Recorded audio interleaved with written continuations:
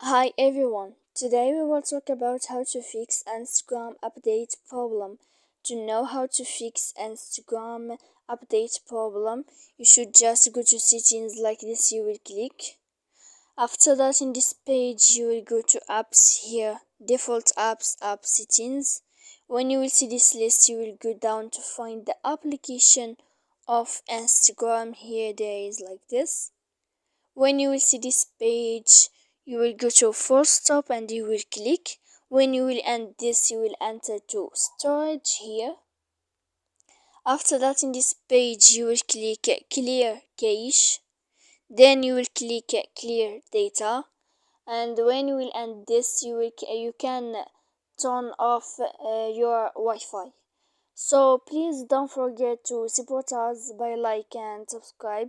See you next time in another video, and thank you for watching.